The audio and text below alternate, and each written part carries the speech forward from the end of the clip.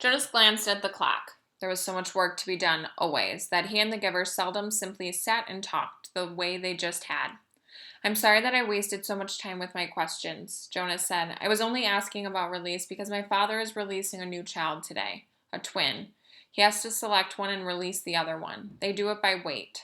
Jonas glanced at the clock. Actually, I suppose he's already finished. I think it was this morning. The giver's face took on a solemn look. I wish they wouldn't do that, he said quietly, almost to himself. Well, they can't have two identical people around. Think how confusing it would be, Jonas chuckled. I wish I could watch, he added, as an afterthought.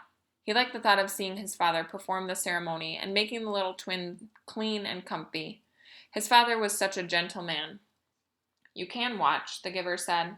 No, Jonas told him. They never let children watch. It's very private.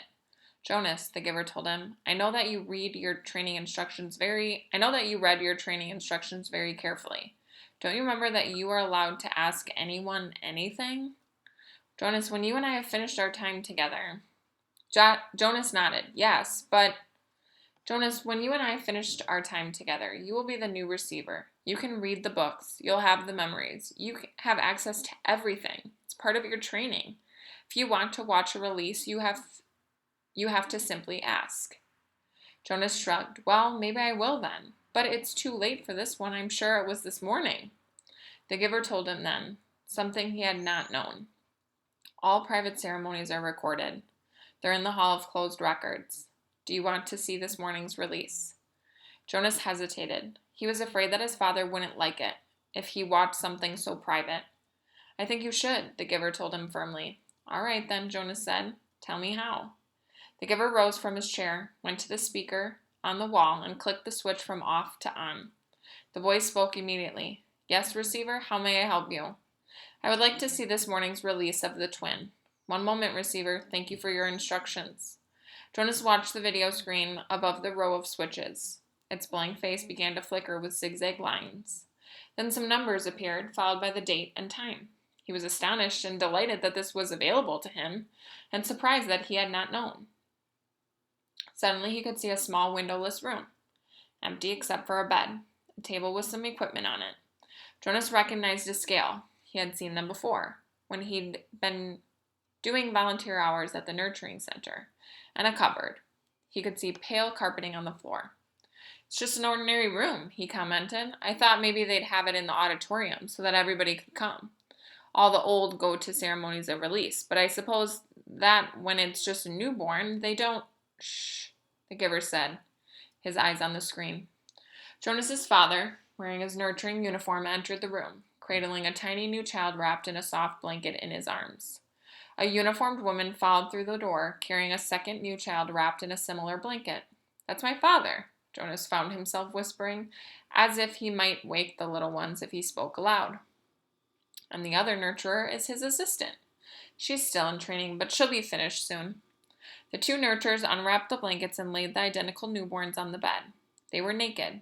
Jonas could see that they were males. He watched, fascinated, as his father gently lifted one and then the other to the scale and weighed them. He heard his father laugh. Good, his father said to the woman. Thought for a moment that they might both be exactly the same. Then we'd have a problem. But this one, he handed one after rewrapping it to his assistant, is 6 pounds even, so you can clean him up and dress him and take him over to the center. The woman took the new child and left through the door she had entered. Jonas watched as his father bent over the squirming new child on the bed. And you, little guy, you're only 5 pounds 10 ounces. A shrimp. That's the special voice he uses with Gabriel, Jonas remarked, smiling. Watch, the giver said. Now he cleans him up and makes him comfy, Jonas told him. He told me. Be quiet, Jonas, the giver commanded in a strange voice. Watch. Obediently, Jonas concentrated on the screen, waiting for what would happen next. He was especially curious about the ceremony part. His father turned and opened the cupboard.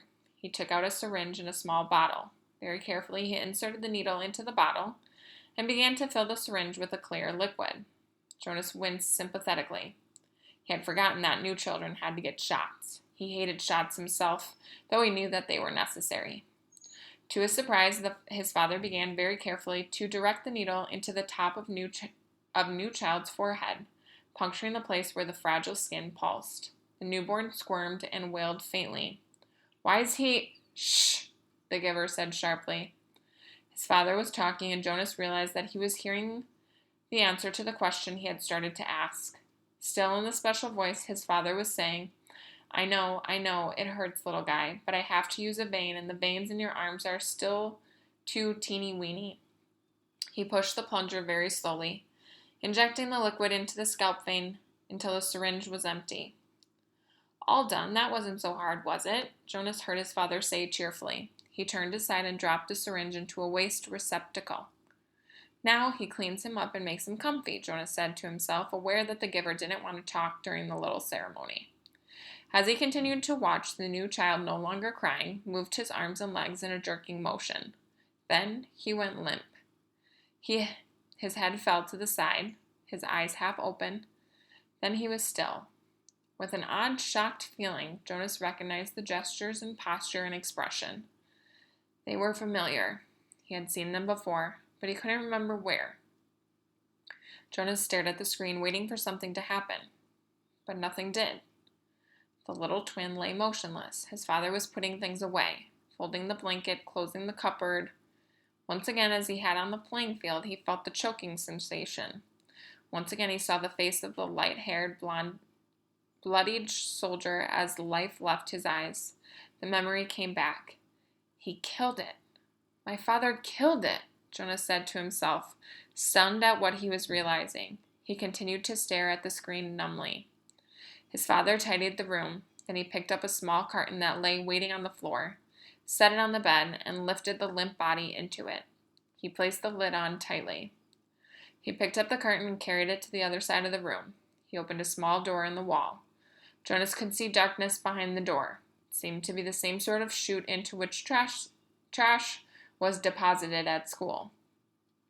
His father loaded the carton containing the body into the chute and gave it a shove. Bye-bye, little guy, Jonas heard his father say before he left the room. Then the screen went blank. The giver turned to him, quite calmly. He related. When the speaker notified me that Rosemary had applied for release, they turned on the tape to show me the process. There she was, my last glimpse of that beautiful child, waiting. They brought in the syringe and asked her to roll up her sleeve. You suggested, Jonas, that perhaps she wasn't brave enough. I don't know about bravery, what it is, what it means. I do know that I sat here numb with horror, wretched with helplessness, and I listened as Rosemary told them that she would prefer to inject herself. Then she did so. I didn't watch, I looked away. The giver turned to him. Well, there you are, Jonas. You were wondering about release, he said in a bitter voice. Jonas felt a ripping sensation inside himself, the feeling of terrible pain clawing its way forward to emerge in a cry.